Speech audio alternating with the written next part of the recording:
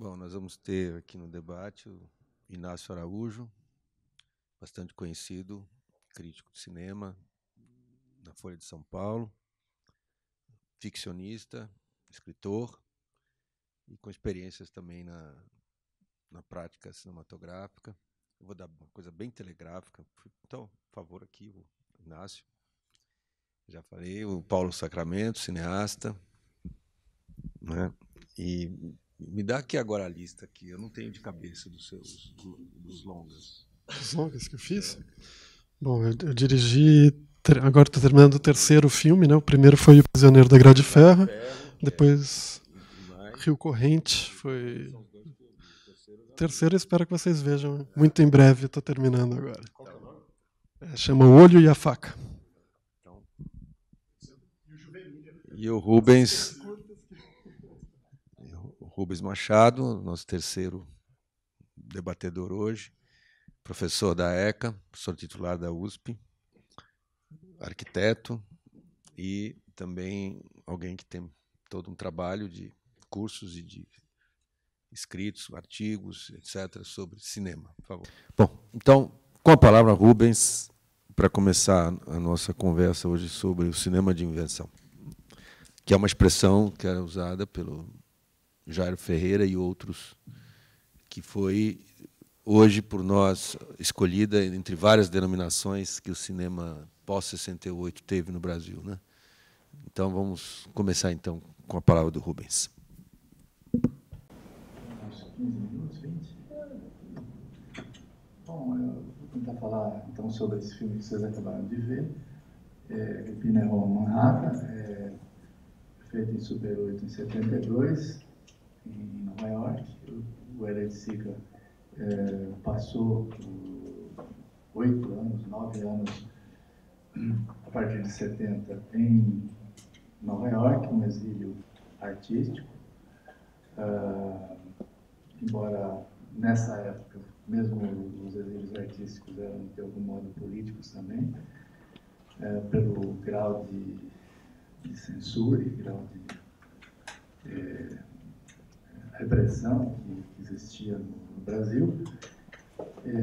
Esse filme ele nunca projetou em vida, ele morre em 81, mas ele fez muitas anotações e um colaborador dele, que foi também aluno, conviveu com o projeto, etc., fez uma montagem, que é essa que está aí, que corresponde mais ao projeto original que ele escutou do Hélio, né?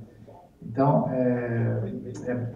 por esse motivo, é considerado um filme inacabado, né? Não foi projetado em vida, etc. No entanto, a partir de 92, ele começa a ser projetado sistematicamente em todas as retrospectivas internacionais e nacionais do Hélio. Basta ter um certo conjunto de obras do Hélio sendo expostas que põem lá em looping esse filme. Então virou uma figura obrigatória e o Hélio tem feito muitas e muitas exposições internacionais, né? Em 92 ele teve as duas primeiras retrospectivas internacionais dele e que também foram a primeira retrospectiva internacional de um artista brasileiro, né? Até então, artistas brasileiros só tinham tido retrospectivas em território nacional. Bom, eu vi esse filme por acaso. Eu vi esse filme numa grande mostra de cinema marginal em 72, em 92, perdão, 20 anos depois dele ter sido realizado. Eu vi ele na segunda mostra internacional, que foi em Paris, e uma mostra de cinema marginal que foi, que eu saiba, a maior mostra de cinema marginal jamais feita, em número de filmes e tempo de duração. Durou uns 3 meses no Jeu de Paume, em Paris, organizado pelo Bressani e pelo Neville, e com grana grana e estímulo da curadora francesa, Catherine Davy, que levou os dois para dar palestra lá em Paris, nessa época, e disseram Cobras e Lagartos do Cinema Novo e do Xerife Tenebroso, que seria Glauber Rocha, etc., culpados do cinema marginal não ter sido mostrado no exterior até aquela data, 92. Né? E era realmente eram filmes que eu nunca tinha visto, e olha que eu era cineclubista, editor de revista Cineolho, era realmente um cara que deveria ter visto metade daqueles, mas não, coisas realmente inéditas que não eram exibidas no Brasil, etc. Mas para exibir em Paris, todo mundo arranja uma cópia, não tem problema. E nem essa exposição, essa do Eugênio, que chamou Marginalia, chamou Cinema Marginal e Suas Fronteiras, né? Nem esse tinha tanto filme assim. Só que não teve nenhum catálogo. O catálogo da exposição é enorme, mas não entrou nada sobre esse ciclo, que foi improvisado praticamente. Só tinha uma programação que era impressa assim a cada semana, os filmes que iam chegando do Brasil. Foi bem... E, claro, meia dúzia de gato pingado para ver os filmes, porque, inclusive, não tinha legenda. Tinha meia dúzia que tinha legenda, que estava na Cinemateca Francesa, O Bandido da Luz Vermelha, A Margem do Candeias. Tinha pouca coisa com legenda em francês. Então, era difícil acompanhar, imagina, cinema marginal. E, bom, eu estava lá, eu vi toda essa mostra, revi alguns filmes. Eu entrei numa sessão de curtas, já tinha começado, eu não sabia a programação. E eu dei com esse filme aqui começado. Né? E depois eu fiquei pensando, não tinha com quem discutir, na verdade. Né? Eu ficava explicando para uns franceses ali, frequentadores, tentando explicar alguma coisa para eles. Tal. Mas até organizei um dossiê numa revista francesa sobre essa mostra, eles convidaram o pessoal que estava ali. Mas a ideia que eu tive, eu esperei sair, ter acesso à programação impressa, para ver que era esse filme do Elliot Sica, que era o cara que estava tendo uma grande mostra, que ficou lá 3 meses no Jeu de Paume. Né? Era o único filme de que se tinha vaga notícia que ele teria realizado, esse Super 8. Daí, quando eu vi, eu fiquei tentando lembrar do filme, achei o filme interessante, eu achei que era do Neville, o dos Ganzella, que teve em Nova York, eventualmente o Bressani também esteve, o Miguel Rio Branco fez vários Super 8 em Nova York na época, e estava lá com ele, fez câmera de um filme do Bressani lá em Nova York. Quer dizer, então eu falei, um desses, eu quero saber o que é, né? E daí era o do Hélio. Eu achei interessante, tal, mas vi uma vez praticamente. E depois passei a ver várias vezes. Eu organizei essa mostra Marginalia 70 em 2001, que era uma mostra do experimental feita em Super 8, aqui no Itaú Cultural, com 126 filmes selecionados. Vi uns 500 filmes para selecionar isso. E tinha vários tipos de filme experimental, né? Uma nova geração de cineastas, como Ivan Cardoso, como Edgar Navarro, etc. E artistas plásticos que aderiram já em 70, 71 a essa bitola e começaram a ter uma produção importante de Antônio Dias, de Lígia Pape, Nelson Lerner, enfim, uma série de Marcelo Nietzsche, uma série de artistas plásticos já consagrados no circuito de arte que fizeram Super 8 e exibiam nos festivais que começaram a surgir a partir de 74, 75, meados dos anos 70, proliferaram festivais de Super 8. Eram 15 festivais de Super 8 no Brasil em 78, quer dizer, depois, nos anos 80, chegou a 0, em 82 tinha 1 ou 2 só. Mas teve uma espécie de surto super-oitista, mesmo festivais como Gramado, a Jornada de Salvador da Bahia, abrigavam também inscrições de filmes em Super 8. E essa coisa do cinema amador que era exibido, era feito muitas vezes sem créditos, sem o título era dado escrito no rolo, assim. Era uma coisa amadorística e que era raramente projetado em festivais, digamos assim. Não tinha um circuito próprio, só esse dos festivais, que se fosse selecionado. E, na primeira metade dos anos 70, era projetado em espaços privados, casa de amigo, no máximo numa galeria de alguém, mas sem anunciar, com medo de censura, porque muitos deles tinham um conteúdo transgressor e que não eram submetidos à censura, obviamente. E a partir dos festivais começa a se politizar muito essa produção, com a abertura lenta, gradual e relativa, a partir de 75. Foi um espaço de respiração democrática, esses festivais, então se fazia filmes pro festival, assim como nos festivais de música, né? Você pensava um pouco no que ia dar impacto, era como compor uma música e lançar, e às vezes fazendo crítica ao filme que ganhou o festival do ano passado, tinha toda uma dinâmica que mudou o perfil e até a morfologia dos filmes Super 8, que passaram a ser mais comunicativos, mais agite-props, né? Mas, estudando essa produção toda, eu publiquei já vários artigos, inclusive sobre esse, já publiquei 3 artigos que estão online, vocês podem ver.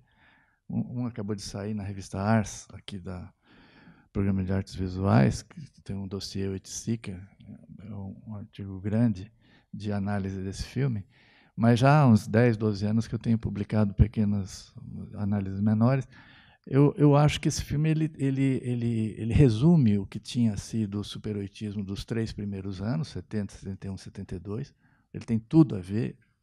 O Hélio, naquele momento, era um acólito, era um entusiasta do Super 8, embarcou numa conversa da coluna do Torquato Neto, que era um defensor do superoitismo, e falava dos amigos do cinema marginal e tal, mas e criticava muito o cinema novo, que ele chamava na coluna dele de cinema Zdan novo, em homenagem ao ministro da Cultura do Stalin. Mas tinha todo um embate, que era um embate um pouco pop, cheio de ideias e de brincadeiras, mas que, de certo modo, o menino prodígio dessa produção, que começa em 70, era o Ivan Cardoso, que era realmente um garoto, mas que participava dessa trupe de artistas e poetas, né, e que já tinha feito vários filmes. A primeira mostra importante foi organizada pela crítica, era minha professora aqui na FAO, Araci Amaral. Ela fez o Expo Projeção em 73, aqui na Rebouças, na sede do GRIF, que a partir de 74 faz festivais anuais, que era o maior festival de Super 8, né? E o mais longevo, foi até metade dos anos 80. E o mais rico também, era na Hebraica, aquele baita auditório, e trazia estrelas de Hollywood. Fred Astaire esteve aqui, coisa que nem Gramado conseguia, Brasília conseguia trazer. O Abrão Berman, que era artista plástico, ele era bem careta na coisa, era bem um empresário do Super 8. Ele achava que dava para montar um circuito comercial de salas. Depois foi para a TV Cultura, tentou fazer... Enfim, mas nunca decolou, obviamente. Era uma coisa cujo valor estava exatamente na marginalidade, de escapar da censura. Ser uma espécie de poesia de mimeógrafo que nunca ia passar por empresa nenhuma, por critério comercial nenhum, etc. E um pouco da potência desse material, eu acho que esse filme ele resume um pouco, ele pega a principal atriz, entre aspas, do Ivan Cardoso, que inventou esse gênero chamado terrir, né? Uma mistura de terror com chanchada, com comédia. Já tem o Nosferatu no Brasil, que é de 71, né? Que fez sucesso. O Torquato Neto faz o Nosferatu no Brasil, de férias, e transformando uma série de garotas ali na praia em novas vampiras, toda uma geração de vampiros, um séquito de vampiras. Ele queria.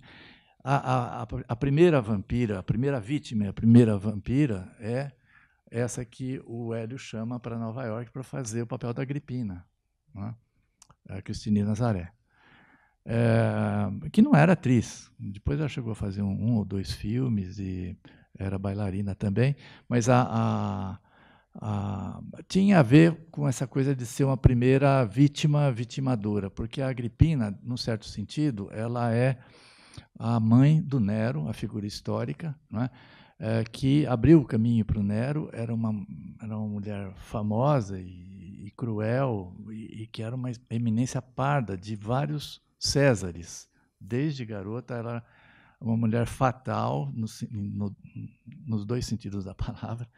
Era uma mulher que atraía, era amante de várias figuras importantes do Senado, foi mulher do Cláudius, e abriu o caminho para o Nero, que não teria direito de ser César, mas envenenou todos os adversários. Quer dizer, era terrível. E o Nero foi coroado com 15 anos, e então, durante pelo menos 6, 7 anos, ela foi a imperatriz, né? E o Nero deu tudo na mão. Mas o Nero se notabilizou justamente por ser o tirano dos tiranos, incendiário de Roma, etc., o mais ignóbil de todos os tiranos, né? E é inacreditável o que ele conseguiu fazer. Então, é insuperável, de certo modo, enquanto figura tirana, e ela, digamos, a mãe, no sentido de criadora dessa criatura, né? E que acabou sendo morta pelo Nero, com medo de ser assassinado por ela, obviamente, e ela pediu para ser morta com um golpe de espada no ventre, e foi assim. Quer dizer, então, cria-se todo um mito em torno dessa figura, que virou peça de teatro, virou ópera, virou um monte de coisa. E já no relato dos historiadores da época, e de várias épocas, é um pouco isso que é sobre o que o filme desenvolve. Na verdade, o título, Agripina é Roma, Manhattan, é um verso só, do poema do Sousandrade, poeta romântico maranhense, chamado O Inferno de Wall Street, né? E é um verso, à sua maneira, visionário, porque em 1870, quando ele escreve esse poema, que é um capítulo, é o canto 10 do Geza, o Geza errante, né? Que é um índio, é um príncipe de uma tribo dos Muiscas, na Colômbia, a mesma que tem o mito de Eldorado, e que ele escapou do sacrifício e saiu peregrinando. Ele tinha uma educação erudita dentro da cultura muisca para ser sacrificado. Ele escapa e faz uma peregrinação internacional, e é um pouco esse relato, como se fosse uma espécie de viagem, jornada de aprendizados, não é? Um pouco o contrário do Cândido, do Voltaire, que faz isso também pelo mundo inteiro, só que um século antes, né? Esse é fim do século XVIII. E, ao chegar em Nova York, então, ele dá com ele dedica um canto a Wall Street, tem todo o ambiente da Bolsa de Valores, e que, imagine, em 1870 já era, dentro desse verso, o Inferno de Wall Street é a nova sede do Império, né, que já foi Roma, que agora não é os Estados Unidos, é Wall Street. Vejam bem a sutileza. Quer dizer, é o capital financeiro, que a gente sabe hoje em dia o quanto é atual, o quanto é visionário esse poema, e o Hélio, um século depois, fazer essas derivações. É um filme de artista plástico, né, como muitos outros que eu tentei reunir nessa amostra, que filme muitas vezes de cores, de texturas, filmes de ritmos, e esse não deixa de ser isso. São imagens, são tableaus vivants, né? São tableaus moventes.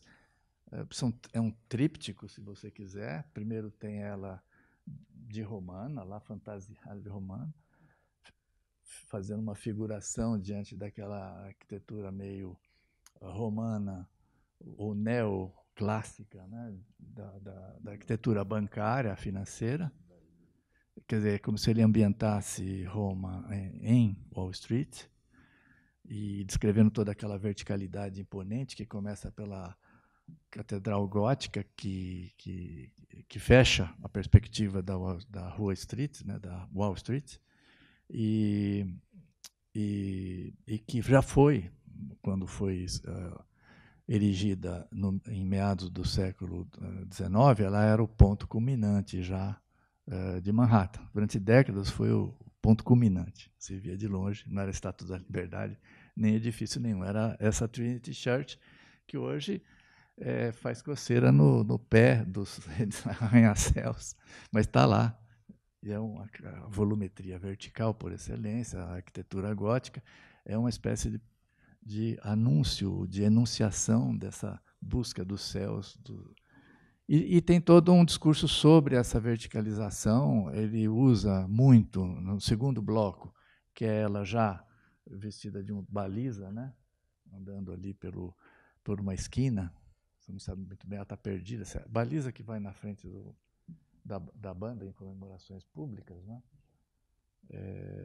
Só que ali ela está perdida, não sabe, ninguém mais está seguindo ela não tem seguidores, ela está completamente... mas numa postura diferente. Dizia que numa Agripina é Roma, no primeiro bloco, no segundo bloco, poderia-se dizer, ela é Manhattan, porque ali ela está imersa, e no pé desse edifício paradigmático também, que é o Flatiron, que também figura, que é o primeiro arranha-céu, considerado o primeiro arranha-céu, 1902. Porque antes tinha prédio alto, mas não era arranha-céu, nesse sentido de aproveitar toda a planta do terreno e subir verticalmente até o teto. Não, tinha umas coisas com torre, mas ali é o primeiro, e que é neoclássico. Né? A arquitetura do Flatiron, ela tem uma planta triangular, né? Tem uma série de triângulos, assim, além de ser um tríptico, além de ter a Trinity Church, né, a Igreja da Trindade, tem essa planta triangular, e ele usa como ícone, porque ele faz vários estudos fotográficos e também ele filma muito esse Flatiron, mas ele reservou para esse filme justamente a silhueta, o ângulo, a angulação em escorço, que mais se assemelha a um pênis ereto, né?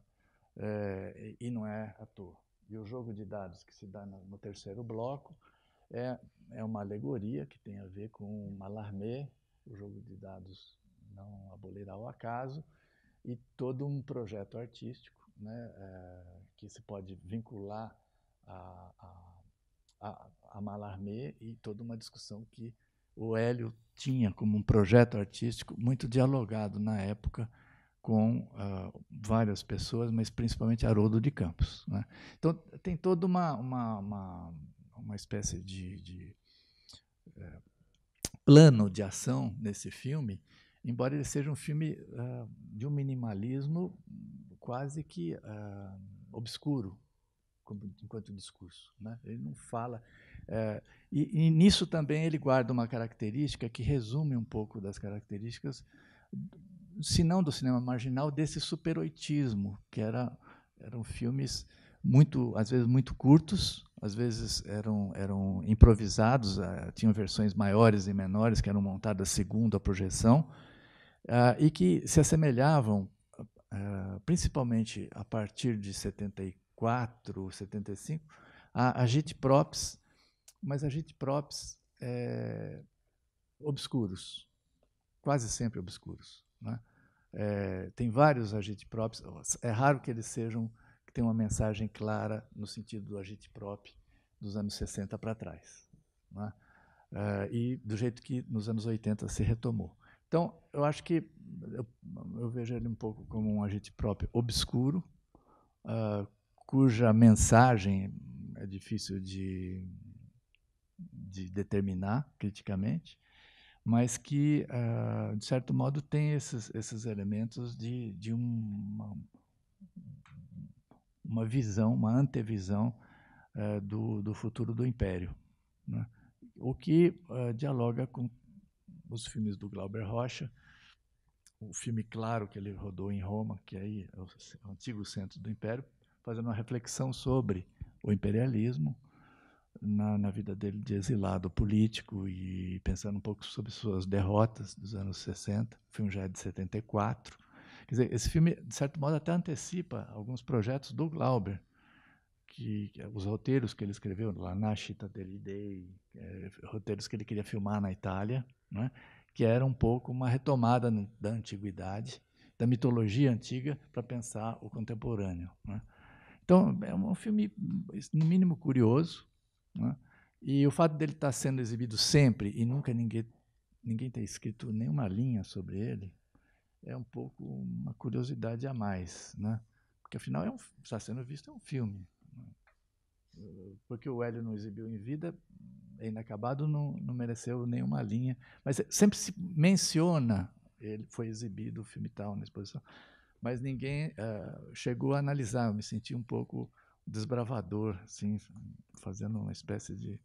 inaugurando uma análise fílmica de uma obra que é discutível ser uma obra. Em todo caso, na época, ele estava trabalhando com o Neville esse projeto de instalações que a gente conhece muito bem, que são as cosmococas. Esse projeto ele chamava, desde 71, nas primeiras anotações dele, de quase cinema, né? Então, a gente pode pensar esse filme como um quase filme. Então, já falei demais, né?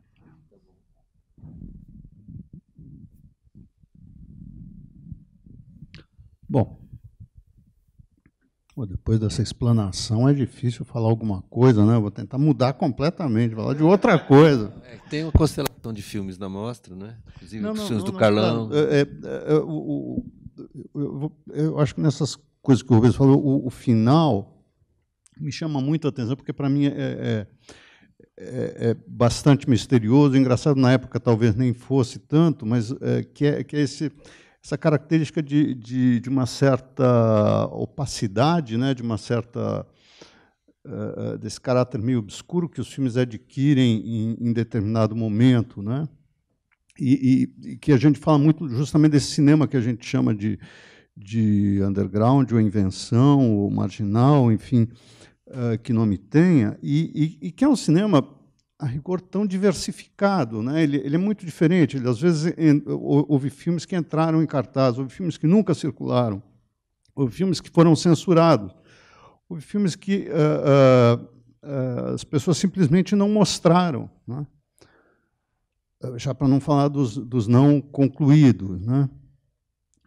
Houve filmes em 16, em 35, em Super 8 também, né? Eu queria me deter aqui um pouquinho justamente tanto na pessoa como no cinema do Jairo Ferreira, que é o autor desse conceito de cinema de invenção, que eu nem sei se eu concordo muito, mas, enfim, acho que isso não vem ao caso, mas que foi um amigo, uma pessoa muito, muito interessante, né? E cuja posteridade ficou muito ligada ao Super 8, quer dizer, os filmes que ele completou, a não ser um curta-metragem, que foi o Guru e os Guris, né, são filmes de Super 8, né? E ele tem um filme que ele começa a fazer, que pouca gente sabe, aliás, nem eu me lembrava, eu não sei porque ele me chamou para assistente de direção do filme, era em 1970, eu mal tinha entrado nessa coisa de cinema, e era para ser assistente, um filme que era produção do Galante, e cuja filmagem durou um dia, né? Chamava, eu ainda me lembro, Mulher da Luz a Peixe, que era uma manchete do Notícias Populares, que era um jornal popular, efetivamente, da época, né? E o Galante suspendeu a filmagem depois de um dia. Eu nem sei porquê, mas eu acredito que isso esteja ligado a algo que eu experimentei depois, que é uma certa dificuldade do Jairo de trabalhar com pessoas, de trabalhar próximo de pessoas, né? Por que ele acaba fazendo, talvez, o essencial do trabalho cinematográfico dele cinematográfico em cinema, não em escrita, né? No Super 8, porque era uma coisa que ele fazia sozinho. Né? Ele não precisava de lidar com um fotógrafo, com um maquiador, enfim, não importa, com quem fosse, com uma equipe, né? Com quem ele tinha efetivamente uma certa dificuldade de trabalhar. Né? Talvez, eu acredito, aliás, que isso era ligado a uma insegurança muito grande dele. Né? Eu tenho, aliás, um exemplo que eu sofri muito com isso, que foi justamente, eu montei esse curta-metragem dele, o Guru e os Guris, que foi feita uma produção da J Filmes, que na época era do Carlão Reichenbach, e praticamente o Carlão empurrou ele para fazer o filme. Né? E aí eu era montador da J na época, então vamos montar, muito bem, vamos montar. Aí o Jairo, foi ótima a montagem, mas no meio da coisa tinha uma besteira. Ele insere uma frase do Paulo Emílio. E eu digo, Jairo, vamos botar esse tamanho aqui. Tem que ser assim. Vamos compridar um pouco, porque não dá para ler o que está escrito. Não é para ler. É isso daí mesmo, tem que ser assim e tal.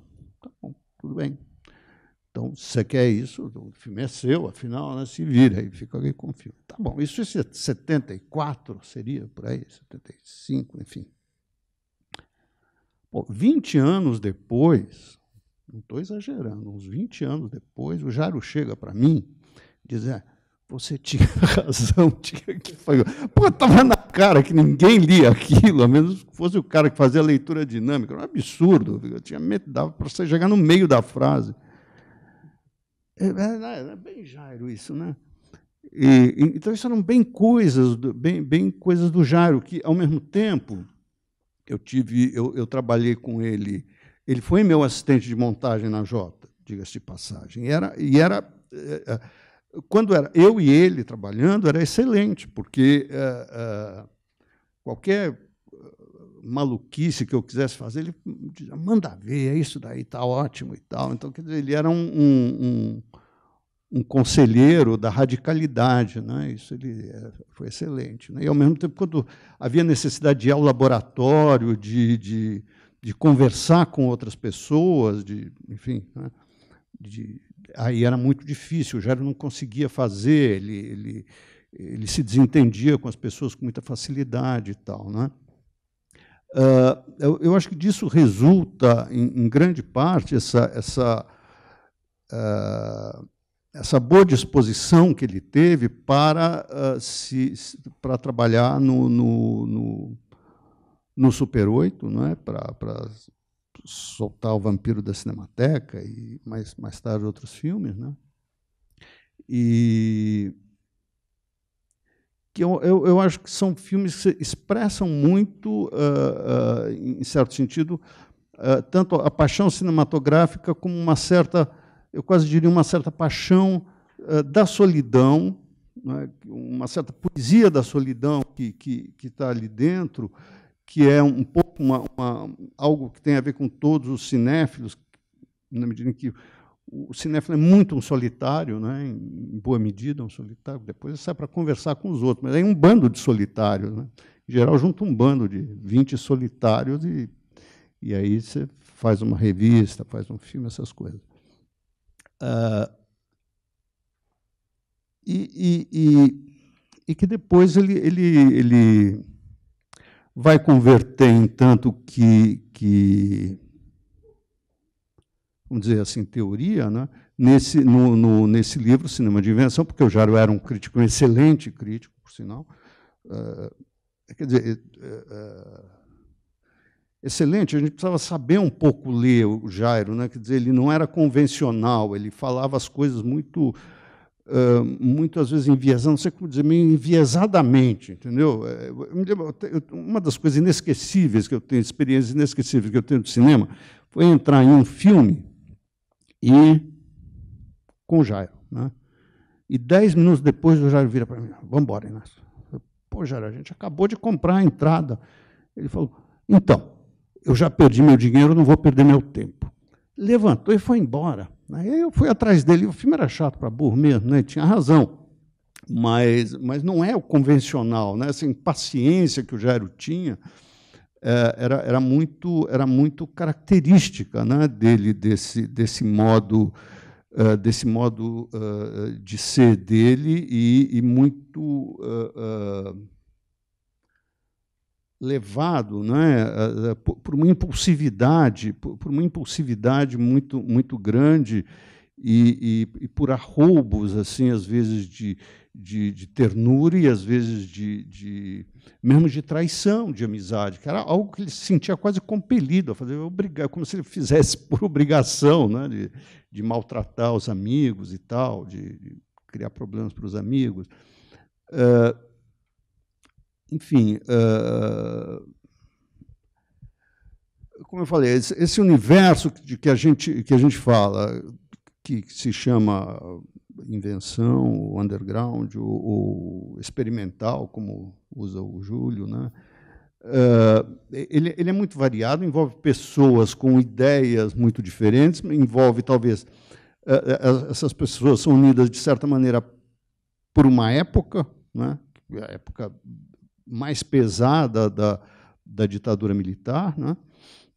E o que levava a certa facilidade de agregação das pessoas, né? Naquele momento, em coisa como que o Rubens lembrou aqui, o Grife, né? Eu não me lembrava mais nem do nome do Grife, não me lembrava me lembro da pessoa do Abraham Bergman, que era muito ativo, né, nesse sentido. E havia uma muito frequente necessidade de expressão, de se situar, de buscar se situar num universo que naquele momento nos parecia, né, bastante hostil, né, porque, em algum sentido, era até pior do que hoje, né? Você era muito vigiado, né? Você ia namorar no Parque Ibirapuera, por exemplo, quando a saída tinha sido fechada, tinha polícia para ver as pessoas. Então, era muito difícil em qualquer coisa, né? Se você estivesse fumando maconha, você podia ser preso mesmo, né? Ficar meses preso, eventualmente torturado e tal. Então, isso gera um pouco tenho a impressão, esse lado de exacerbação de uma certa opacidade que o cinema moderno traz consigo, mas que aqui, às vezes, chega a níveis muito altos, né?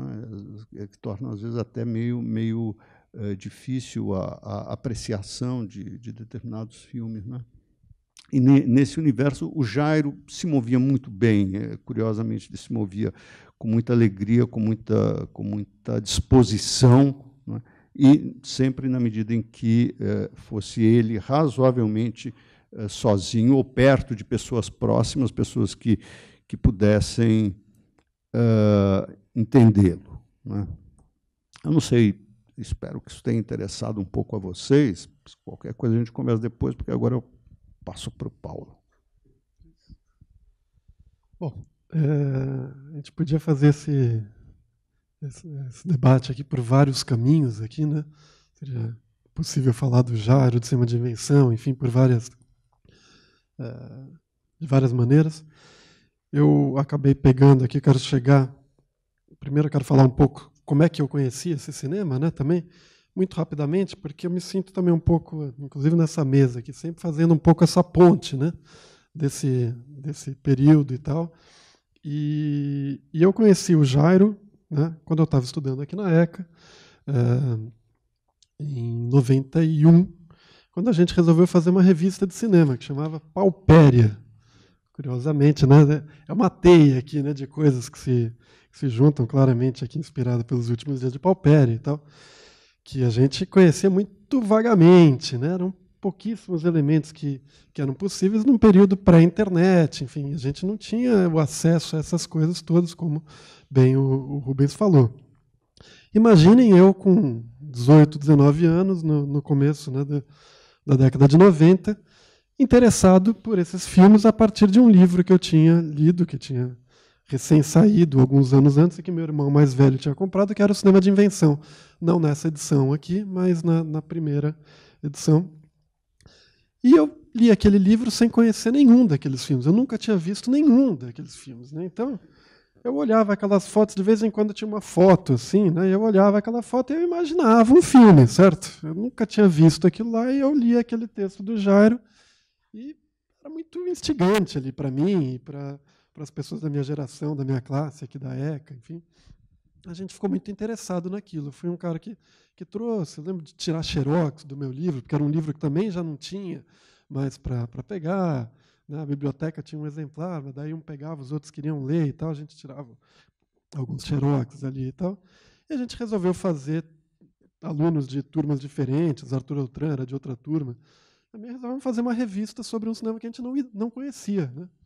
Então a gente foi atrás disso e criamos uma mostra na ECA, indo atrás de cada diretor pedindo se eles tinham filmes, os diretores traziam as cópias que tinham em casa, né?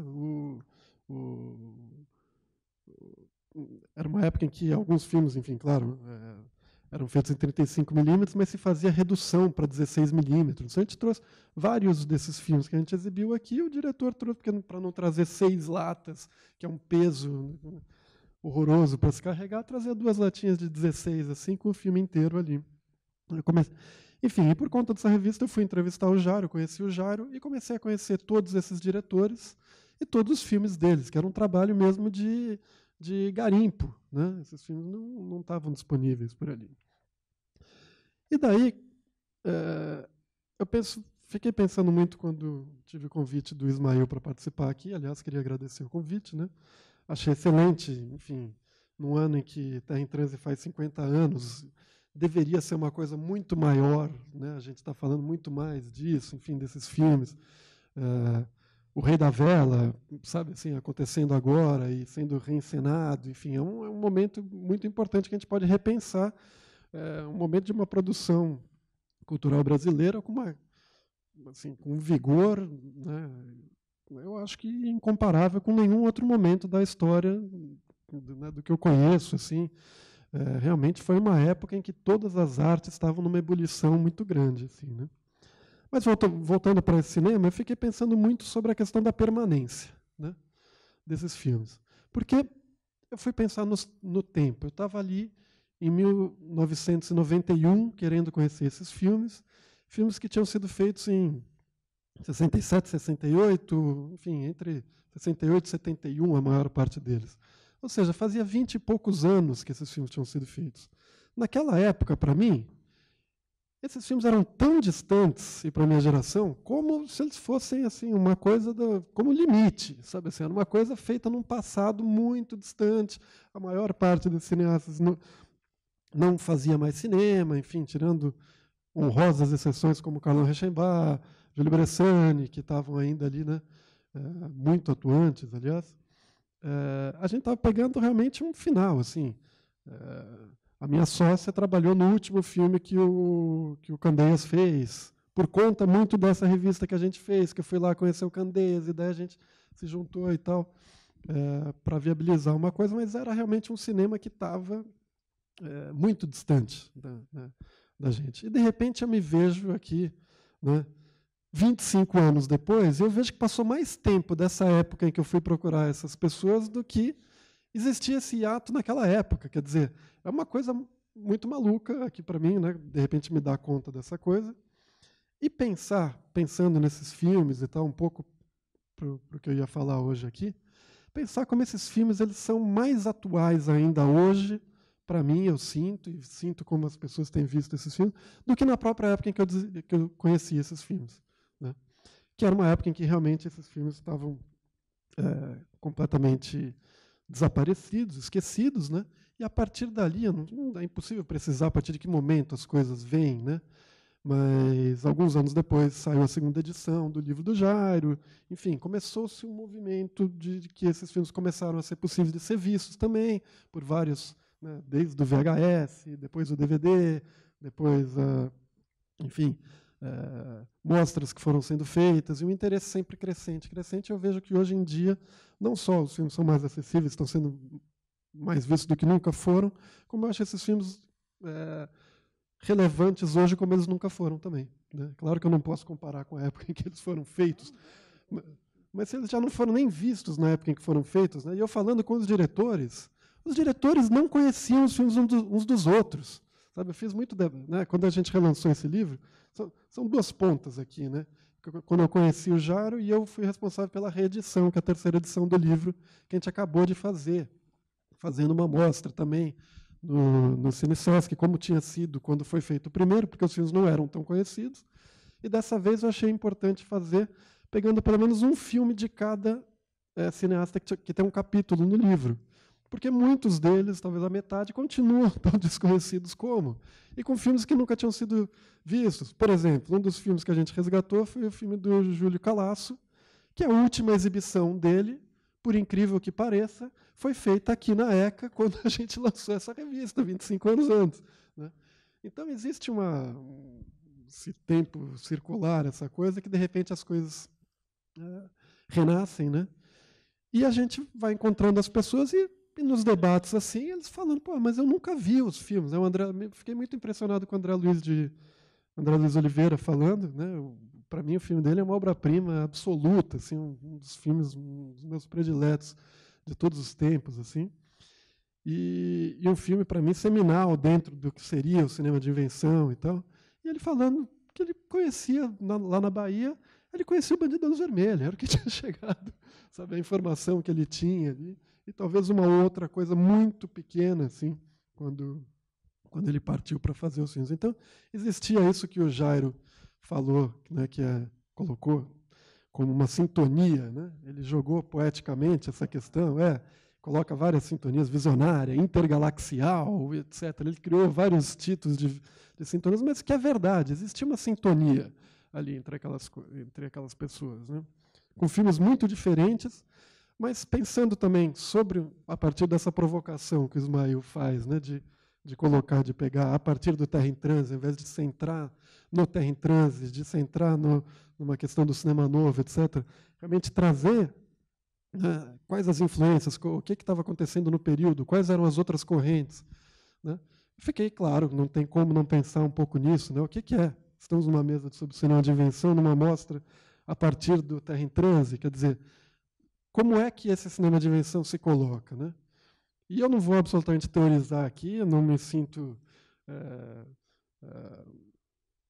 com as armas de fazer isso. Imagina ao lado de todas essas pessoas aqui nessa mesa, enfim, numa universidade, não é meu papel, eu nunca fui crítico, como o Jairo né? Tem um papel de cineasta e um papel de cinéfilo, né? Mas é impossível não ver que realmente houve um ponto de inflexão ali, né? Quer dizer, os temas que são colocados a partir do cinema de invenção, cada um à sua maneira, um pouco na Bahia, um pouco no Rio, um pouco em São Paulo, né? Dessa maneira, eles trouxeram, claro que a partir de uma demanda reprimida, né? Porque é sempre assim, quando você tem uma demanda reprimida, de repente aquilo estoura e tudo acontece, né, de uma maneira muito rápida. Mas a gente vê uma coisa que é muito, eu acho, muito mais rico do que uma primeira leitura, que sempre foi colocada, um pouco um clichê assim, de que o cinema novo seria um cinema politizado, né?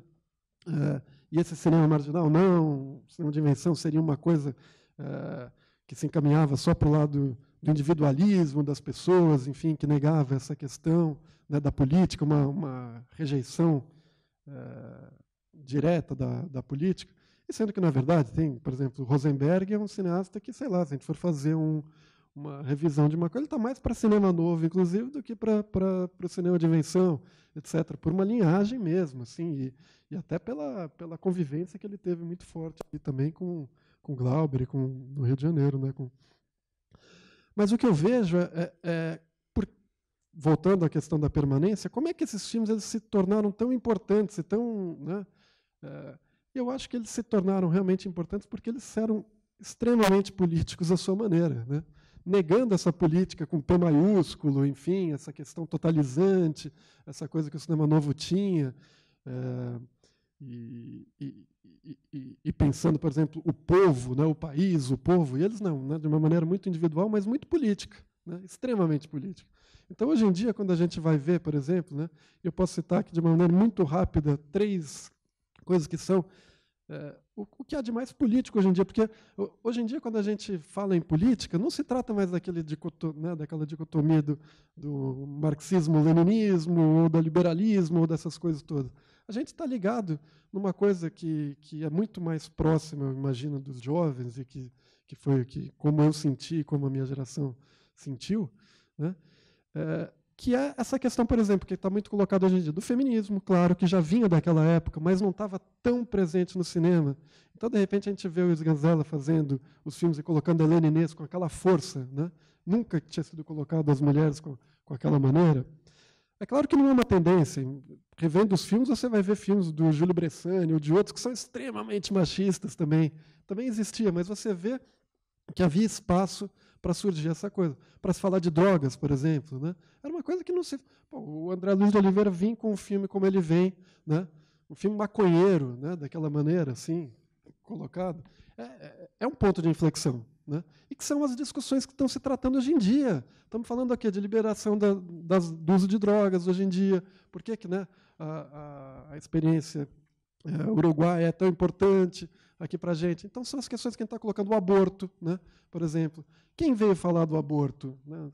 Foi o Carlão Reichenbach, por exemplo, com Amor, Palavra, Prostituta. Sabe assim, são questões extremamente atuais, né, e que, por diversos motivos e tal, não tinham sido colocadas no cinema dessa maneira como eles foram colocados. É uma maneira muito particular, muito verdadeira, porque você vê que são questões vividas pelos cineastas, né? Então eu tenho a impressão que essa coisa é muito clara para as pessoas hoje em dia, quando veem esses filmes e veem, né, um momento em que essas questões realmente vieram e falaram: gente, vamos falar de drogas, vamos falar de aborto, vamos falar de homossexualidade. O Trevisan, quando faz o Orgia, qual que é? Ele coloca ali, né, de uma maneira nunca antes vista também, essa questão o trailer do filme, que entre os filmes que a gente resgatou agora para fazer essa mostra, né, eu resgatei alguns trailers também que estavam perdidos. O trailer do Orgia, o Trevisan não via esse trailer desde o ano em que foi feito. Imagina, um trailer de um filme que não foi lançado também, né? E que daí ele coloca assim: um filme para entendidos, né? Na época, imagina isso. O que é falar um filme para entendidos no trailer, né? Então é uma maneira completamente diferente. Realmente é um ponto de inflexão muito forte, né? Que desagou nesse cinema, que ficou clandestino mesmo por um período muito grande, e que é cada vez mais estudado, e que é incrível como ele é extremamente atual, e que diz muito, enfim, para a gente. Eu acho que tem 1000 possibilidades de conversa aqui. Eu acho que seria, não sei, interessante a gente também abrir para ver como é que eles estão sentindo isso. Por que vocês vieram num dia de chuva, né, para esse cinema aqui, ouvir um pouco e falar um pouco e discutir um pouco esses filmes desse período, né? Bom, sigo a sugestão do Paulo, então.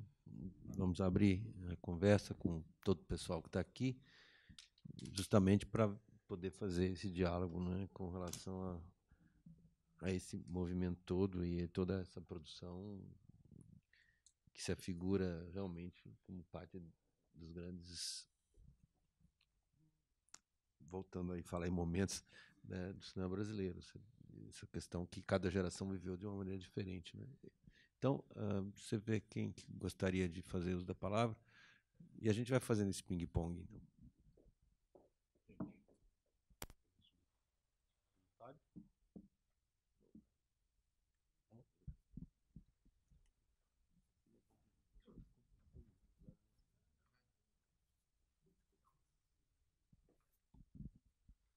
Boa noite, meu nome é Eduardo.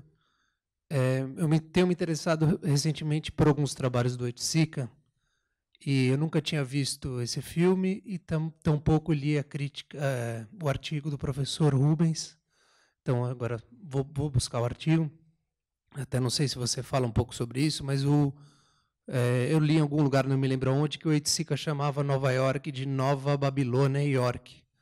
Uma referência à Nova Babilônia, aquele conceito, né, da cidade nômade, do nomadismo, e E eu comecei a fazer algumas intersecções aqui, pensando a cidade nômade em contraposição, claro, com a cidade sedentária, com os espaços sedentários, e a pedra, né, como símbolo de uma arquitetura do sedentário, do permanente. E achei que talvez esse fato dele ter utilizado, né, de ter dado tanta ênfase naquela igreja gótica, na arquitetura neoclássica, em contraposição com a escala humana, né? Então você tem as pessoas ali, e o jogo talvez representasse isso, na presença humana. Queria que talvez vocês pudessem falar um pouco do jogo que estava presente naquele segundo bloco, eles jogando dados e tal. E também a cidade sedentária, né, em contraposição com o deambular, com o flanar, que acho que talvez estivesse presente naquela dúvida, né, que você coloca com relação àquela menina que está andando sem destino, deambulando. Então, talvez fosse um pouco isso também, a questão do nomadismo, e a gente vê também a questão da pedra, né, que eu estava me referindo, do menir, talvez fosse aquela primeira presença, né, humana, na intervenção humana, né, no espaço, e aí que seria a representação também da cidade sedentária, e também representa a própria concepção artística da arquitetura, né? Enfim, e isso em contraposição também com o jogo, essa questão da escala humana e dessa coisa do deambular e do sedentarismo e isso. Queria que vocês talvez pudessem articular um pouco em cima disso.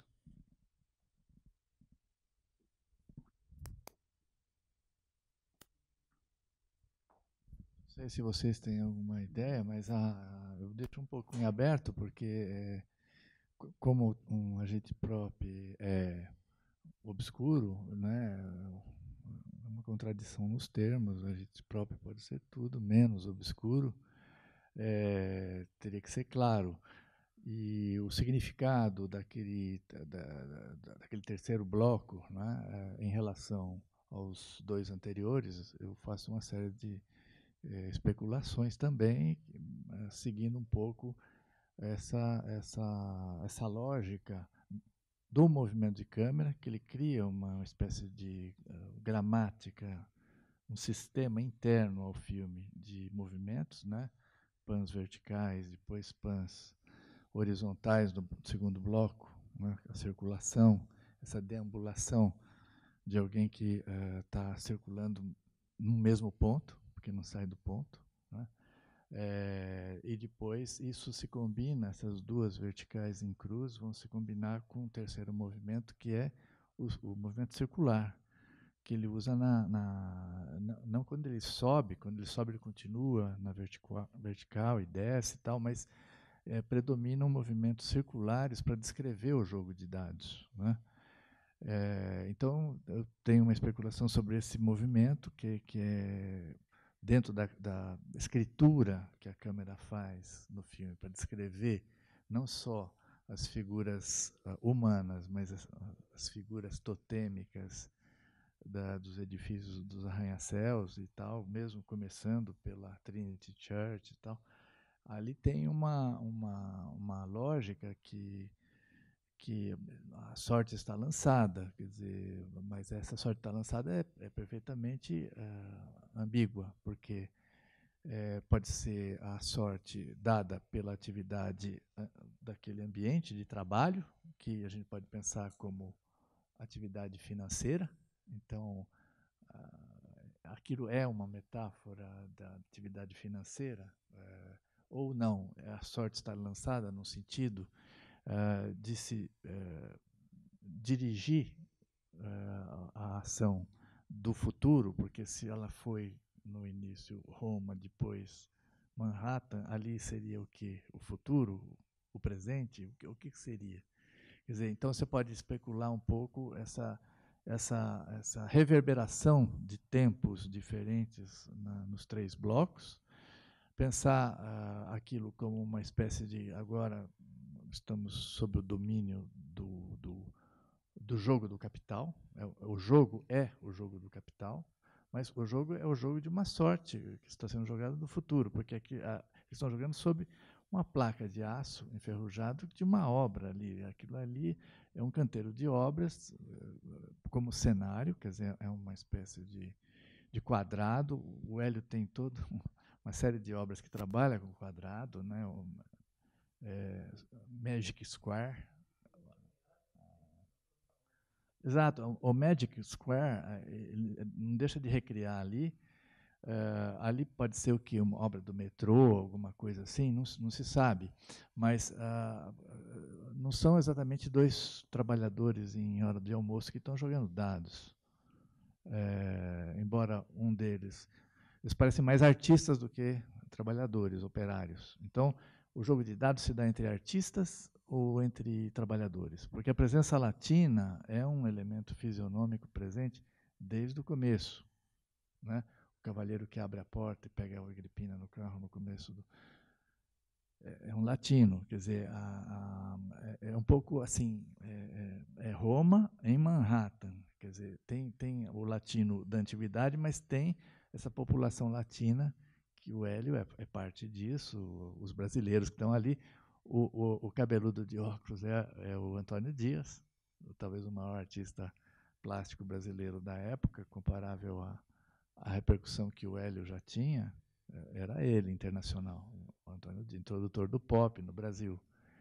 Quer dizer, não é escolhido a dedo, não é qualquer figura humana. Tem um significado até biográfico para o Hélio. A arte e vida, todo o projeto do Hélio com arte, ali tem uma simbiose de presenças que tinham a ver com o cotidiano dele e com a atividade dele de artista brasileiro, etc. E a outra figura, a travesti, é o Mário Montez, que era uma figura criada, é uma criatura do underground nova-iorquino. Foi criada pelo Jack Smith e o Andy Warhol. Fez vários filmes com ele, era uma figura que se travestia e fazia aquela... E Mário Montez, na verdade, baseado, quer dizer, uma espécie de paródia da Maria Montez, que era uma star salvadorenha, mas que trabalha no cinema mexicano, era uma star do apogeu do cinema mexicano, ou já da decadência, que fez sucesso em Hollywood. Era a rainha do Technicolor e tal. Então, é uma espécie de Carmen Miranda ali, revivida 20 anos depois do apogeu do cinema mexicano, ou o que o valha. Então, ali é a presença latina, que é o quê? Que é mão de obra em Nova York, se você pensar. Já nos anos 70 era uma segunda língua, é o espanhol, quer dizer, nas ruas de Nova York. Então, o papel ocupado pelos latinos é mão de obra, mas também artista. Quer dizer, a sorte está sendo lançada pelo que a arte possa fazer, ou pelo que o trabalhador possa fazer, ou pelo que o capital, que está dominando tudo nessa altura e não tem mais chance. Porque a figura fálica é no sentido freudiano, né? Ela... Pois é. Mas, sim, eu acho que sim. Então, veja, mas a figura fálica, eles estão jogando no pé desse monumento fálico, que se pode pensar por que a figura do pênis ereto. Quer dizer, o fálico no sentido freudiano, há interpretações de que é toda uma teoria sexista, etc. Um cineasta experimental francês fez uma leitura no sentido de que é a emancipação homossexual do Hélio, que fala ali, etc. Mas eu vejo ali o fálico no sentido psicanalítico mesmo, Freud, quer dizer, é uma ordenação do cosmos, quer dizer, sob a égide daquela monumentalidade vertical, que significa uma nova ordem que pode ser criada, que talvez não seja muito diferente da velha ordem de Wall Street. Quer dizer, então a ambiguidade é total. Pode ser uma libertação, uma superação dos paradigmas anteriores, mas uma reposição dos mesmos paradigmas. Ou não? Você não acha que tem o paradigma do cinema estrutural, por exemplo, do Andy Warhol, né? Daquela ação repetitiva que não leva a nada, que não tem perfeito, perfeito. Então, aí eu acho que ele é mais estrutural do que o autor próprio falou. Do que o agente próprio, exatamente. Sim, como... Ele é bem artes plásticas, a gente consegue visualidade sem movimento do cinema. Ele subverte um pouco, como o pessoal da estrutural gostaria de fazer. Sim, e o Mallarmé é uma figura fundadora dessa direção da criação artística, né? O que tem aqui no Mallarmé, o lance de águas é submarino. Não, debaixo d'água, me parece. Aí. Então, parece que para o Mallarmé o lance de águas é submarino, ele é debaixo d'água. Não, é o lance de dados, não o lance de dados. O acaso. E aí, no caso, está no metal, né? Eu acho bem interessante. Você não acha que tem a citação do Andy Warhol no filme? Claro que tem. Tem algo aí que pode ser pensado num diálogo entre o que significa Mallarmé, o pop brasileiro, né? Aquilo que ele faz ali. São formas, tem uma geometria muito rigorosa naquela escritura, né? Não me parece nada casual. Ele filma com gestos que parecem aleatórios, espontâneos, mas são precisos. Os filmes do Michael Snow, onde você tem a repetitividade do movimento como narrativo, ele faz isso no começo, né? Ele desce 2, 3 vezes e a pessoa está sempre um pouquinho diferente. É muito interessante. Eu acho que ele cita, assim, eu acho, o cinema do Andy Warhol. Sim, eu acho que sim, mas acho que ele está a meio caminho. Ele não é ainda... Não é radical. Ele não é o Andy Grude. Ele tem algo de chanchada, ele tem algo de... Como ele cita o marginal também, muito fortemente. Eu acho que ele tem um pouco de diálogo mesmo com o cinema brasileiro, as principais questões que o cinema marginal estava propondo, né? A erupção da metrópole no cinema brasileiro, que era um tanto quanto recalcada pelo cinema novo, explode com a margem, com o Bandido da Luz Vermelha, com o cinema marginal. Então, de certo modo, ele está nessa direção nessa alavanca, né? Eu diria que ele faz parte desse processo que é definido pela relação do cinema novo com o cinema marginal, com a trajetória do Glauber e com o que o superoitismo foi fazer como uma espécie de arremedo de caricatura de uma série de procedimentos que eram ainda mais radicais nesse sentido de ser um cinema da estética da fome, um cinema pobre, tecnicamente, reduzido ao mínimo possível, né? Produzido da maneira mais amadora e dialogava diretamente não só com a estética da fome, eu acho que com a estética do sonho do Glauber, que termina o manifesto dizendo, não, precisamos filmar nossos sonhos, é possível fazer isso, inclusive eu nunca fiz, mas vou passar a fazer. O Glauber termina falando isso, quer dizer, é um pouco a ideia do Super 8, vamos filmar o que é possível filmar, independentemente da indústria, ou até ligado à indústria. O cinema estética do sonho está pensando novos caminhos, está atualizando um pouco a contribuição do tropicalismo, ao qual o Glauber adere, e a contracultura. Quer dizer, a estética do sonho é uma atualização da estética do sonho, um pouco nessa direção. Eu acho que o filme está perfeitamente inserido numa espécie de desdobramento perene que o cinema brasileiro estava fazendo. É uma cinematografia brasileira, apesar de feita em Nova York. Sim, mas já em diálogo, buscando algum diálogo com o underground de lá. O de Grude. Sim, porque ele recriou, e aí o apelido do Glauber tem uma ressonância perfeita, é o de Grude, porque estava já dialogando ali em 72. Quer dizer, e esse nome, o de Grude, esse apelido, eu não sei quando foi usado pela primeira vez, talvez seja por aí, né? Mas, enfim, tem de fato essa ressonância, essa busca semelhante. Quer dizer que, além das artes plásticas do Hélio, a gente também perdeu o cinema dele, né?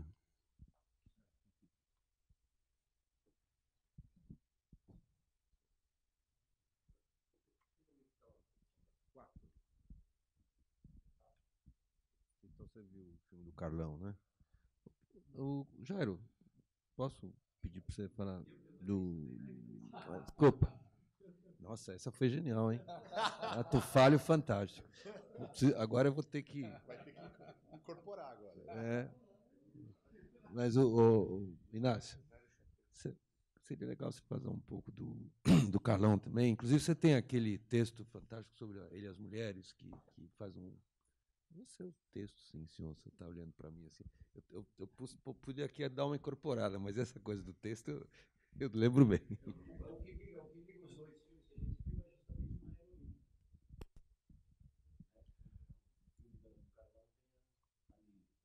Olha, bom, o Carlão também não, eu não falei do Carlão, que eu falo demais do Carlão, entendeu? Foi uma pessoa muito próxima, foi o maior amigo que eu tive em vida e eu tive a felicidade de acompanhá-lo em alguns projetos, entre eles o Lilian M, que foi um filme que ele foi o primeiro longa-metragem que ele faz concretamente, porque antes ele tinha feito 2 episódios, de que eu não gosto, diga-se de passagem, e depois ele fez uma comédia para o Renato Greck, que era o Corrida em Busca do Amor, que era uma história de um rally, né? Então, você tinha vários carros correndo e tal.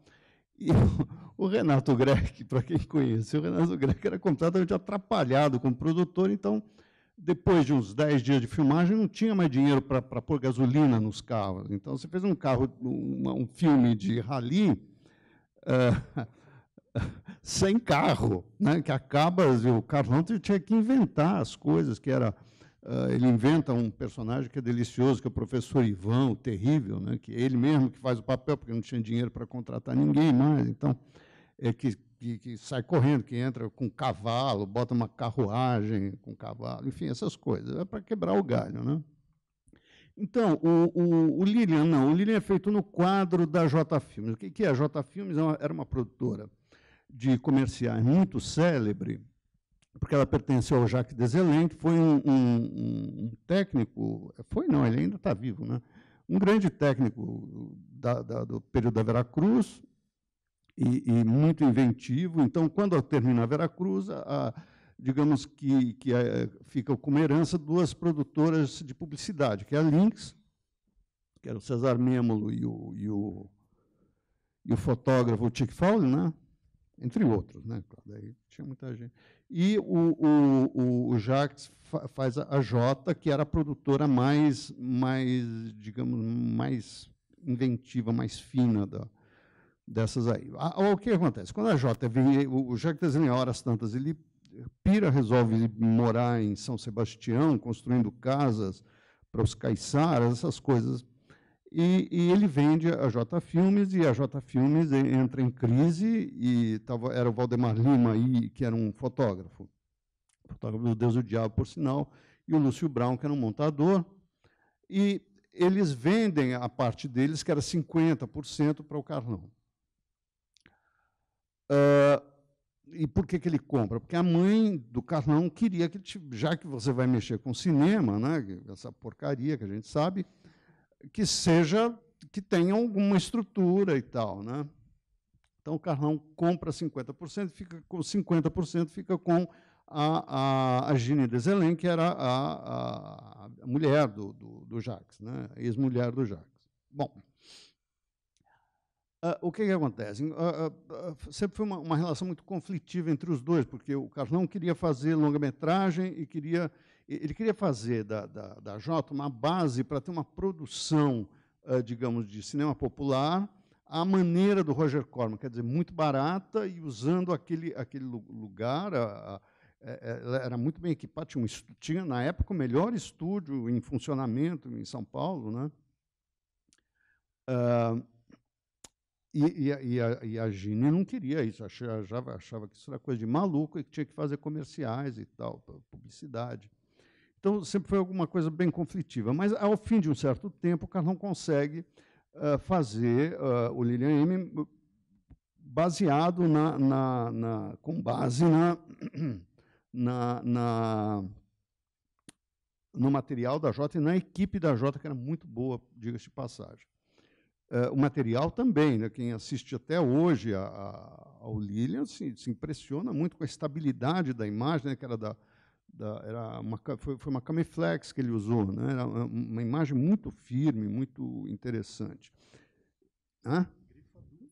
Era uma grifa, ninguém queria usar porque era complicado, né, de colocar o filme e tal. Mas o Carnão, então, ele faz o projeto todo em torno dessa personagem Lilian, não é? Que ela vai passar por inúmeras situações, do campo para a cidade, etc., né?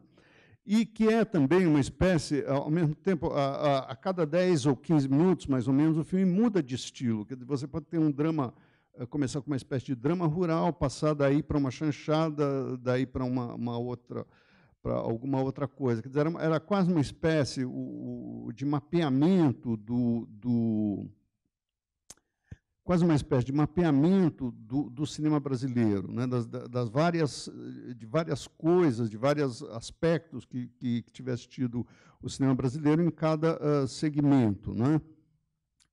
Musical, tem uma parte que é toda musical, que diz respeito ao alemão nazista e tal. Então, tinha várias coisas ali naquilo. Tem também o musical, o aspecto chanchada musical em determinado momento, né, que entra a rumbeira e tal.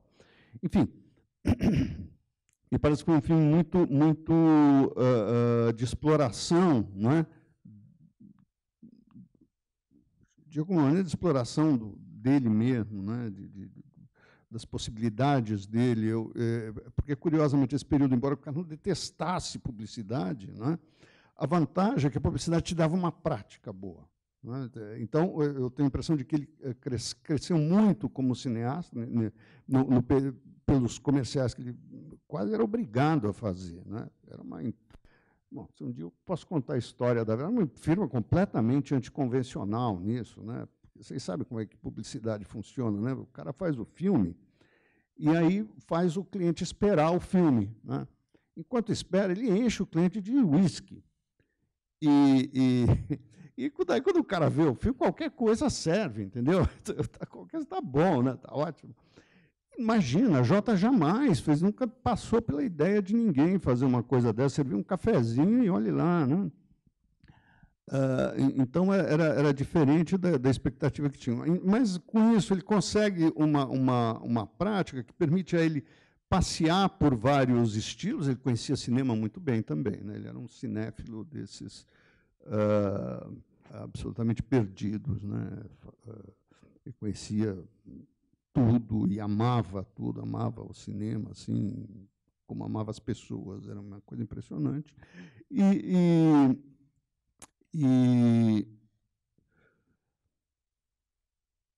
Eu tenho a impressão de que é um momento, o estilo do Carnal ele vai se afinar, inclusive essas transições que no Lilian M são muito claras, né, a transição de um estilo para outra, né, que às vezes é um pouco chocante. Hoje menos, mas na época era um pouco complicado, porque as pessoas nunca sabiam se estavam num drama, numa comédia, numa chanchada, num filme estilo Cury, num cinema novo, que diabo que o cara estava, afinal de contas, né? Eu acho que, com o tempo, o Carnão passou a fazer essas transições com mais suavidade do que ele faz no Lilian M, né? Mas, de qualquer maneira, foi um trabalho, em termos pessoais de montagem, assim, muito interessante. Nós levamos bastante tempo montando, acho que coisa de 4, 5 meses durou a montagem, né? E então foi feita com bastante liberdade. Eu não sei, acho que resultou num filme que hoje se vê com mais facilidade do que se via na época. Como, aliás, né, o Paulo falou, que esses filmes eles se tornaram mais atuais com o tempo. É muito estranho, eram filmes às vezes muito fechados, né? O Lilian já não é bem isso, né? O Lilian já sai um pouco desse quadro, né? Mas eles eram filmes que pouco legíveis na época, né? Tinha dificuldade de entender o que era aquilo, por vezes, assim como o filme do Hélio Oiticica, né? A gente aqui pode remeter a várias coisas. o jogo, né, de dados, sempre, que a gente vê vários diálogos aqui, vocês mencionaram, a mim lembrava o filme do René Clair, lá que tem o jogo de xadrez, né, que é o exato oposto disso, né? O entreato, exatamente. Enfim, não sei por que eu fui parar no Hollywood, só porque eu pensei nisso daí na hora que vocês estavam falando sobre... Não, eu acho que foi razoavelmente fria. Foi razoavelmente fria. É muito difícil, né, quando você trabalha num outro registro que não o registro que está sendo conhecido, que é mais conhecido, e, sobretudo, eu tenho a impressão de que os primeiros filmes do Carlão deram a ele uma certa má fama, né? As pessoas achavam que ele não sabia fazer os filmes. E eu acho que no começo não sabia mesmo. Quer dizer, embora eu goste muito do filme da Rua Augusta, mas não gosto desses episódios que ele fez. Eu falei para ele, eu acho uma porcaria tudo isso, jogava fora. Mas o Rua Augusta eu gosto, eu acho um filme bem interessante. Mas, enfim, eu acho que nesse filme ele realmente vai ser um filme de afirmação, né? Mas que tinha essa dificuldade de ser um filme muito fragmentário. Então, as pessoas estavam mais preparadas para receber uma coisa mais contínua, fosse ela qual fosse, né? Se a gente pegar, sei lá, mesmo se você pega um filme como A Mulher de Todos, né? Os filmes do Júlio, na época, eles podiam ter a fragmentação que tivesse, mas eles tinham um estilo contínuo, né? Esse filme não, ele variava, né? Então acho que era um pouco difícil de absorver nesse sentido, né? E eu tenho a impressão de que porque o Carlão era um cineasta de cinema, né? Ele podia fazer um melodrama, como fazer uma comédia, como fazer um musical. Ele queria fazer aqueles filmes, né? O Lilian, eu me lembro que ele falava que ele queria fazer o Lilian para ouvir os discos do pai, né? Que o pai tinha uma discoteca muito interessante e o filme é muito tocado pela ideia da música, né? E o pai dele, acho que ele era alemão originalmente, enfim, acho que era alemão mesmo, não era brasileiro. Mas, enfim, ele tinha uma discoteca muito interessante de filme, de músicas antigas e tal, né? E o Carlão tinha uma ligação muito forte com a música, ele tocava piano muito bem até determinado momento, que, sei lá por que, ele abandona isso completamente e para. Ele só volta depois, quando ele faz Alma Corsária, né, que ele faz a música do filme. É uma música bem ruim, por sinal, mas, enfim, ele não tinha dinheiro para pagar ninguém, né? Mas ele tinha bastante, claro, esse sentimento musical. Então, eu tenho a impressão de que esse é um momento em que essa ideia de um filme de cinema, né, de estar no interior mesmo da coisa ali e de ser quase um repensar do cinema brasileiro, do que ele foi, do que ele possa ser, etc., me parece que foi o detonador do filme, né? Não sei, acho que o que eu posso falar é meio isso, porque a minha memória hoje é muito ruim, já não me lembro de um monte de coisas. Então.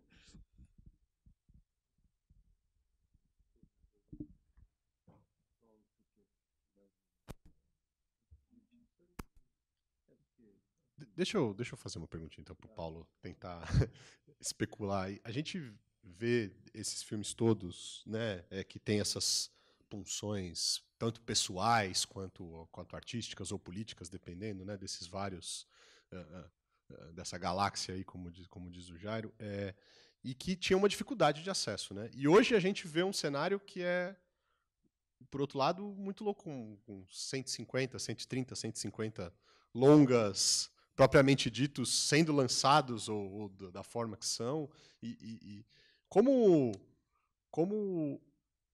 buscar nesse né, a gente está falando de um universo que era difícil chegar nos filmes e mesmo assim se sobressaíram, e estamos falando deles hoje vários anos e mostrando o significado que eles ainda têm, né? E como que fica isso com relação à produção contemporânea, por exemplo? 3 horinhas, acho que você responde. Não, primeiro, os filmes hoje em dia, esses 150 filmes, eles também não são vistos, né? O fato é que eles não são vistos de outra maneira, né? Tem filmes, se a gente for considerar, né, daqui a alguns anos, perguntar, mas tal filme foi lançado, né, que nem perguntando aqui sobre como é que foi o Lilian M e tal, os filmes são arremessados de uma maneira absurda, né? A gente tem uma produção desses 150 filmes, eu acho que não dá para sequer considerar, em níveis estatísticos, pelo menos 80% disso. Talvez a gente possa falar que filmes realmente são lançados e que eles existem, né? Sejam 30 filmes, 40 filmes no máximo por ano, né? Os lançamentos assim são, hoje em dia, você sabe, enfim, filmes grandes, por exemplo, né? Vamos falar dessa semana agora, semana passada, o filme da Daniela Thomas, que fez, né, uma repercussão, acho um filme, inclusive, bastante interessante, assim, mas ele teve, além das qualidades artísticas, enfim, que o filme tenha, tem essa questão que foi colocada fortíssima, de uma maneira até desproporcional em Brasília, da negritude, da representação da negritude, ou seja, é um filme que deveria ser discutido de uma maneira muito ampla, né? Na hora que eu vi isso, eu falei, pô, maravilha, esse filme vai ser visto, discutido, enfim, a gente vai ter... Nada, o filme ele foi arremessado, ele entrou em 2.500 espectadores na primeira semana. O que significa isso? Que na carreira inteira, pelo cálculo que se faz, ele vai chegar a 5.500 espectadores. Assim, é a média que se faz. É um pouco mais do que o dobro da primeira semana que vai conseguir. Isso se a distribuidora já não tirar, dependendo da semana seguinte. Os filmes entram com duas sessões. Eles entram em 3 cinemas, com 2 sessões, uma 1h30 da tarde e a outra às 6h30, 7h. Sabe, não tem nenhum horário. Acho que tinha um cinema que tinha o horário das 9h30. Então, quer dizer, que pessoas vão assistir esses filmes no cinema? Quase nenhuma, né? É claro que eles vai ter uma sobrevida na televisão, tem uma sobrevida na internet. Quer dizer, a gente está falando de uma circulação desses produtos muito diferente, né? Eu estou terminando um filme agora que é assim, não sei o que pensar do lançamento desse filme, né? Porque realmente não vai ter espaço, não tem como, né? Por exemplo, nessa semana também, agora, estreou o filme do João Moreira Salles, que também é um cara que tem a sua mídia, que tem a sua... Ele estreou nos cinemas que ele é dono, certo? Ele está no Pompeia, no Itaú Pompeia, Augusta e Frei Caneca, são os cinemas do Itaú, sabe assim? Então, é por isso que ele conseguiu estrear o filme desse. Senão esse filme não ia estrear, certo? As pessoas nunca iam ver esse filme. E como esses filmes, sei lá, a gente pega o Festival de Tiradentes, ou, por exemplo, nesses festivais, o filme que ganha o Festival de Tiradentes não estreia. Isso já aconteceu 2 vezes. Sabe assim, são coisas assim que são realmente tem que ser repensadas ou tem que ser estudadas muito em breve. O que significa exatamente a produção de filmes hoje em dia? É uma coisa que, para mim mesmo, é um momento de repensar isso, se vale a pena continuar fazendo filmes, né? Porque, além de tudo, se criou uma exigência técnica, né? Desses filmes, então, que virou uma coisa muito mais importante do que o conteúdo. Isso também é um negócio que tem que ser dito, assim, é um dos legados desse ciclo, porque o cinema também eu aprendi que ele é feito de ciclos, né? E às vezes a gente quer que os ciclos acabem, assim, né? Esse ciclo das leis de incentivo e tal, eles levaram a uma coisa, a uma aberração, que é uma produção muito grande, completamente, às vezes, descabida, né?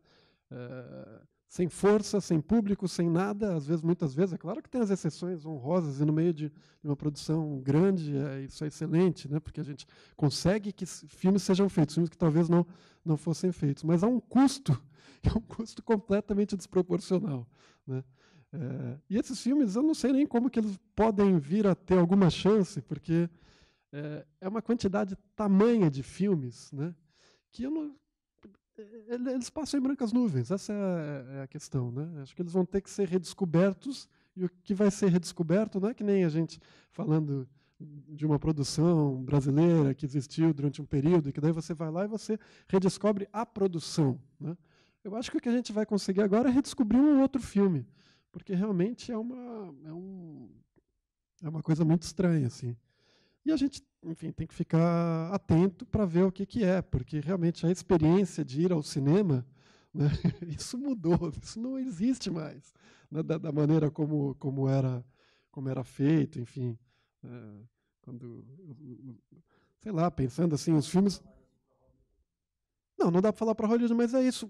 Quando a gente lançou essa revista aqui, trouxe as pessoas, o Júlio Calasso, há 25 anos atrás, ele falou assim, gente, me desculpe aqui, mas cinema ou vai ser um cinemão gigantesco, ou vai ser um cineminha desse tamanho. Assim, a gente vai acabar com esse cinema intermediário, né, o cinema médio. Que é uma luta realmente que eu fiquei durante muito tempo tentando, nesses anos que eu saí da ECA, tentando fazer cinema, principalmente como montador e tal. Não, os meus filmes eu sei que eles realmente são filmes para um público mais restrito e tal.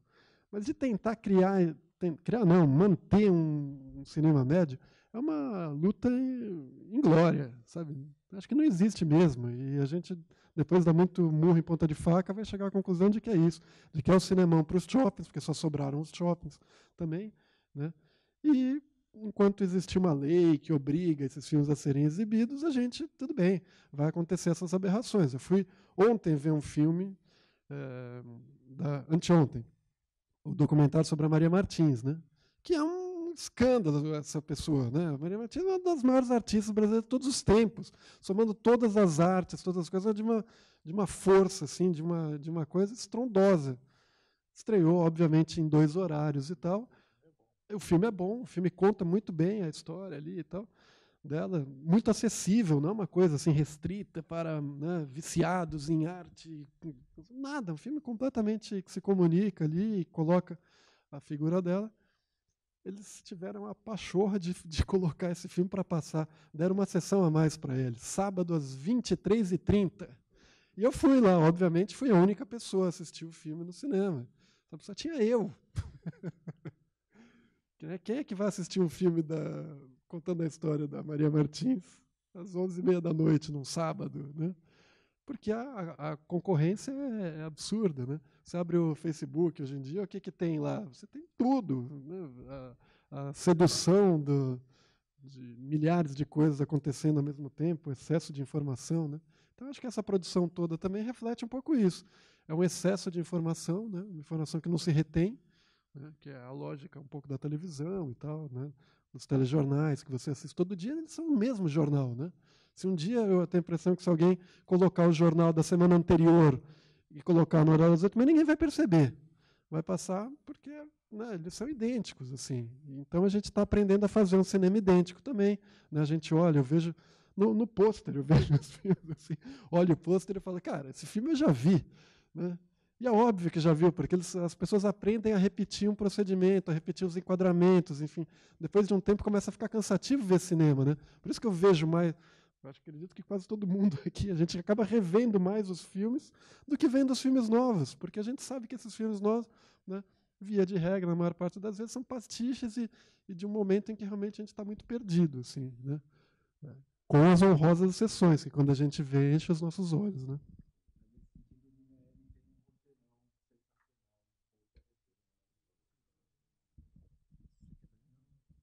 Eu queria só ser um pouco menos pessimista que o Paulo. Não, com razão, tem um lado apocalíptico aí que talvez hoje você tem uma produção que é para 1 milhão de pessoas, para 100 pessoas, 1000 pessoas, né?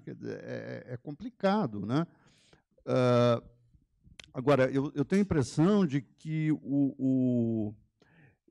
existe também, em relação ao cinema feito no Brasil em particular, e fora de um modelo que acabou emplacando, que é das comédias, sobretudo, e tal, eu tenho a impressão de que você está chegando a alguma coisa que começa ali a partir dos anos 90, depois da parada da Embrafilme, que assim, não mais ter certezas, né? Quer dizer, até um determinado momento, o cinema brasileiro foi constituído como nós sabemos qual é o futuro que nós queremos para o Brasil, para nós, para quem quer que seja. Acho que mesmo esse cinema daqui, que é um cinema da dúvida, de perder parâmetros e tal, ainda conserva isso daí. Em alguns casos, enfim, como eu falei, é um cinema muito variado, né? Mas eu tenho a impressão que, a partir de 94, 95, começa alguma coisa a se estruturar como o que é esse país, né?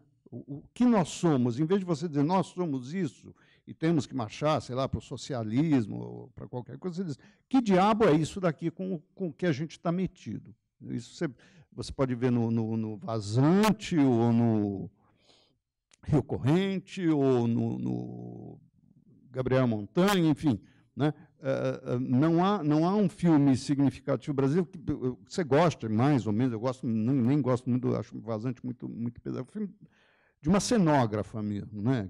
Que ela é ótima, mas eu acho que essa parte acaba dominando muito o filme, que ele fica bem complicado em várias partes. Enfim, isso é meu sentimento quando eu vi o filme. Mas, enfim, o que eu quero dizer é que, como tá a parte, né, esse problema de distribuição, e eu acho que aí sim é um problema crítico, é como fazer as pessoas acreditarem que esses filmes fazem sentido. Não um público de 2 ou 3 milhões, 100 mil pessoas já está bom, entendeu? Porque fica uma coisa que você tem... Teve um filme que eu gostei muito, de uma menina daquele grupo... do Caetano Gotardo, a Juliana, que fez a Sinfonia da Necor, porque eu acho uma delícia de filme. Teve 1.800 espectadores no fim da coisa. E um musical, praticamente uma comédia. De certa maneira, uma comédia. Né? Sabe, às vezes a gente não entende por quê. Quer dizer, esse ato, hoje em dia, como o Paulo diz, esse ato de você escolher um filme e entrar no cinema é um ato muito complicado mais ainda por essas questões de distribuição. Então,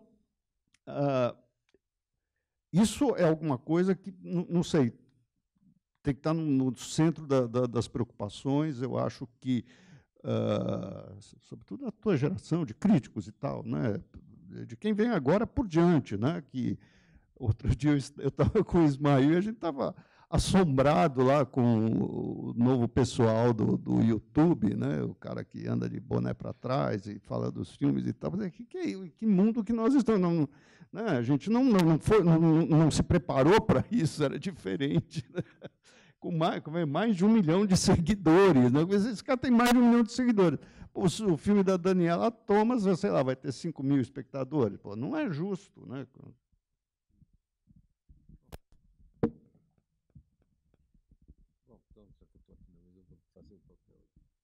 Bom, pessoal, agradeço a presença de vocês, de Inácio, Paulo, Rubens e a de todos nessa noite complicada, né?